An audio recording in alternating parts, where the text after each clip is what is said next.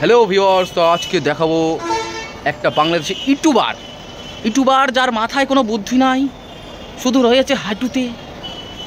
পুরো ভিডিওটা তোমাদের দেখতে হবে আর একটা করে লাইক দিতে হবে, বেশি বেশি করে শেয়ার করতে হবে, ওই ইউটিউবারের কাছে যেন ভিডিওটা পৌঁছে যায়। বুঝতে পেরেছো? ইউটিউবারটাকে বোঝাতে হবে যে ওর বুদ্ধিটা মাথায়, ব্রেনের ভেতরে কোনো ঘিলু নাই, ওই ঘিলু, মাথার ঘিলু বুদ্ধি সমেত নেমে এসছে হাইটুতে। তাহলে একটু বেশি বেশি করে শেয়ার হবে তো। আর যারা নতুন চ্যানেলে সাবস্ক্রাইব এখনও করোনি, টক করে একটা লাল বোতামটা টিপে দাও, সাবস্ক্রাইবটা করো। ও সরি, এখন তো লাল বোতাম নাই, এখন হয়ে গেছে কালো বোতাম। ওই কালো বোতামটা টিপে না, ওই পাশে একটা ঘন্টা আছে, ওটার একটু দাবাইয়া অল করে দাও। এরকম যে ভিডিওগুলো বানাই আমি, এইগুলো দেখার জন্য সবার প্রথমে নোটিফিকেশনটা তোমার কাছেই যাবে। বুঝতে পেরেছো? আর যারা ফেসবুক থেকে দেখছো তারা অবশ্যই ফলো করে নিও। ফলো করে নেওয়ার পরে ওখানেও একটা নোটিফিকেশান থাকে, ওইটারেও অল করে দিও, তাহলে নোটিফিকেশানটা তোমার কাছে যাবে। তাহলে চলো ভিডিওটা শুরু করা যাক, আর দেরি না করে। আমি এখন দাঁড়িয়ে আছি জাফলংয়ে।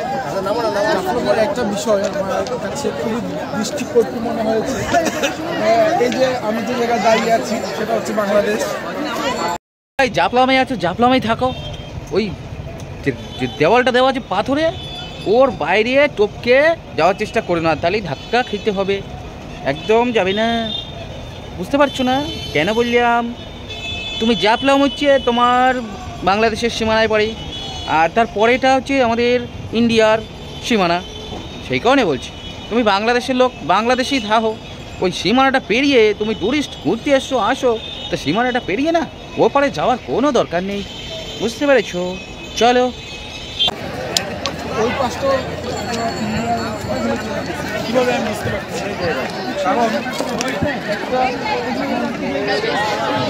ভাগ করা হয় তখন কিন্তু এক পাশ ওদের, এক পাশ কিন্তু আমাদের। তাহলে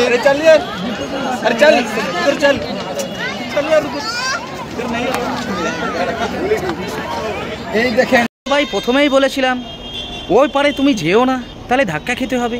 তাহলে এখন ব্যবহার কেন খারাপ বলতেছো? ব্যবহার তো ভাই খারাপ না। তুমি আমাদের দেশে তুমি বিনা পাসপোর্ট, বিনা ভিসায় তুমি ঢুকতে পারবা। তোমায় তো আমাদের বিএসএফ আর্মিরা ছেড়ে কথা বলবে না। কপাল ভালো, ওই যে চুলকানি যে জায়গাটা হয়েছে ওখানে দানা দিয়ে দেয়নি। বুঝতে পেরেছো? হ্যাঁ, বুঝে নাও। ভিউয়ার্স, আপনারা দেখতে পেরেছেন যে এই যে ওরা আমাদের দেশে পর্যন্ত চলে এসেছে। ওরা इंडियन बॉर्डर गार्ड আমরা দেখতে পাচ্ছি, बीएसएफ।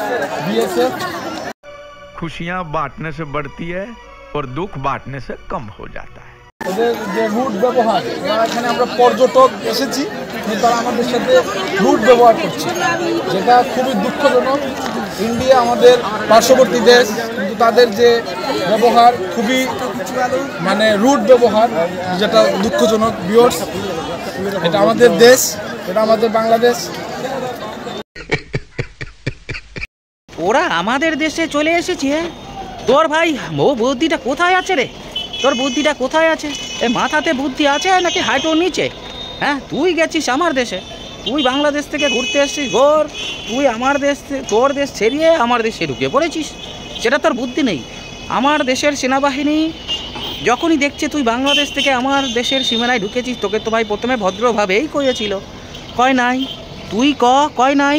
তোর ভিউয়ার্সরা কি কয় কমেন্টে করে জানাও। তোকে যখন প্রথমে ভালো করে বললো, তোর ভালো লাগলো না, তাহলে তুই কেন ঢুকলি? তোকে তো ধাক্কা দিয়েছে তো ভালো কথা, আমি থাকলে তো টান দিয়ে হেলাইয়ে দিতাম। হ্যাঁ, এটা আমার দেশ, তুমি তো বিনা পাসপোর্ট, বিনা ভিসায় তুমি ঢুকতে পারো না। এদের ব্যবহার খারাপ আমার তো মনে হইল না।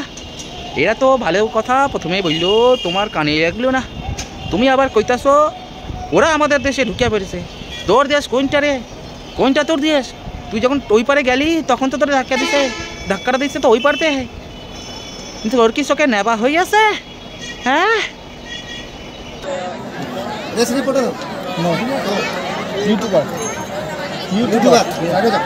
আমার দেশে আমি দাঁড়িয়ে আছি, আপনার এখানে আসছি। হ্যাঁ,